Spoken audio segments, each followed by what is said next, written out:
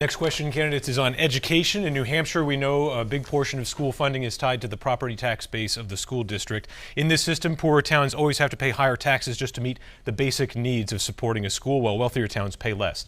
Do you think this is fair, and what would you do to change the system? First to you, Mrs. Testerman. Well, first of all, as city councilor in Franklin, I was fighting this problem because there's so much federal money that's coming into this state that controls what we do. So when you ask the local school board to do certain things, they'll tell you that they can't because the federal money has certain strings attached to it. They can't.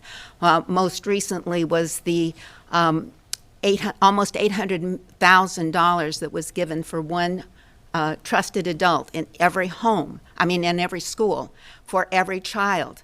Who is that one trusted adult? And it's all federal money that's coming in and saying what needs to be done. But what our bigger problem is our children need to know how to read, write, and compute. And they are not learning that. Instead, they're getting value education, critical race theory, social emotional learning, all of these other things that do not belong in the schools and are not helping them to get the tools that they need in order to operate in the bigger community. Mrs. Testerman, do you think the system is fair, though, the funding system? The funding system, absolutely not. I think that one of the things that we have is that Mabel, who owns her home now and pays for it, will actually possibly lose her home because of the increase in school funding. And so it isn't, the whole system is not fair, and we need to find a better solution for it. Next, same question to you, Mr. Wiley. All right. Well, having served on school board, dealt with budgets, having 4 kids currently in New Hampshire public schools, I have a lot of thoughts on this. I've really dove into it. I probably can't get into all the details. The funding is what it is. I want to be careful. The Democrats want a state income tax. They love this. Tom Sherman wrote that bill.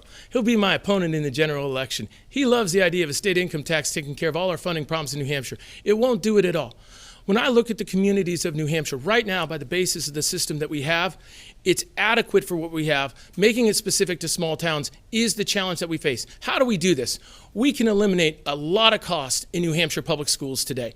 And the way that we do this is we have bloated bureaucratic administrations in each SAU. We hire more people. We have a lot of folks on school board who don't understand the harm that it does to the community. We need to really reel in the amounts of money that are going out of New Hampshire communities and leftist school board members who are approving budgets that are just bad news for everybody and giving $3 to $6 million to so many of these administrative units, and nobody can even tell you what they're honestly doing half the time.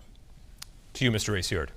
Well, part of the problem is you have schools, as Thad had mentioned, and as Karen mentioned, no, it's not fair, but you have a lot of schools who are hiring more administrators and they're racking up costs than teachers. If the goal is to educate children, we should be focusing on making sure the child gets a good education. And that means no matter how they get an education. That's why education freedom accounts are so specifically, this is something that we need. We got so many small communities up north who are struggling to pay for their public school. That allows them to have options to be able to take their kid and educate them in a different way that might suit their specific situation better. Maybe the Prenda organization might be a good alternative that some people need. Having pods, being able to homeschool kids, that little bit of help will save a lot of these families and allow them to take care of their kids' educational needs, because just public school is not enough. The idea that we have to focus on the system and the teachers rather than the child and their educational knowledge and retention knowledge and ability to be an adult, a functional adult in society, is just insane to me.